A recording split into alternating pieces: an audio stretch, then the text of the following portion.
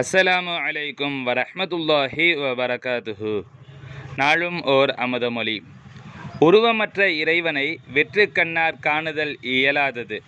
அறிவுக்கண்ணே இறை காட்சியை தெளிவுபடுத்தி காட்டுவதாகும். உருவமுள்ள ஒரு பொருளை மட்டுமே கண்ணார் காண முடிகின்றது. அது காணக்கூடிய பொருளாயின் உருவமுடையதாகும். அதற்கு இடம் உண்டு. இவ்வளவுதான் எனும் ஒரு மட்டுண்டு. ஆதி அந்தம் என்பது உண்டு. அதற்கு ஆரம்பம் உண்டு, முடிவுண்டு. இறைவனுக்கு இவ்வாறு இருப்பின் அவன் இறை ஆகான். அது சிலையேயாகும். இவ்வாறு கூறும் முஷ்ரிக்குகளாகிய இணை வைப்போர் ஏதாவது ஒரு பொருளை நினைத்துதான் வணங்க வேண்டும். அவ்வாறாயின் அது அல்லாஹுவுக்கு வணங்கும் வணக்கமாகாது. அது சிலை வணக்கமே. அவ்வாறு வணங்குவோரை முஷ்ரிக்குகள் இணை வைப்போர் என உறுதியாக கூறலாம்.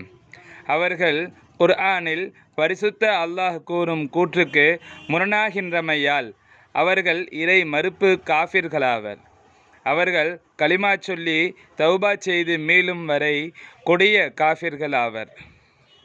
அவர்கள் இஸ்லாமிய சமுதாயத்திலிருந்து நீக்கப்பட வேண்டியவர்கள். அவர்களுக்கு முஸ்லிம் பெண்களை திருமணம் செய்து கொடுப்பது ஹராமாகும். இறை மறுப்பு பெண் தன்னை இஸ்லாம் என கூறிக்கொண்டிருந்தாலும் அவளை முஸ்லிம் ஒருவர் திருமணம் செய்து வாழ்வதும் பிள்ளைகள் பெறுவதும் ஹராமாகும்.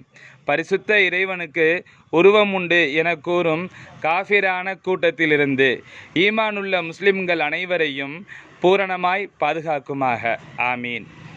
அறிவுக்கண்ணால் இறைவனை காணாதவன் அவனை வெற்று கண்ணால் காண வேண்டும் என கேட்கும் வினாவினால் எந்த பிரயோசனமும் இல்லை. அவனுக்கு அல்லாஹ் எனும் சொல்லே திரையாகிவிடுகிறது.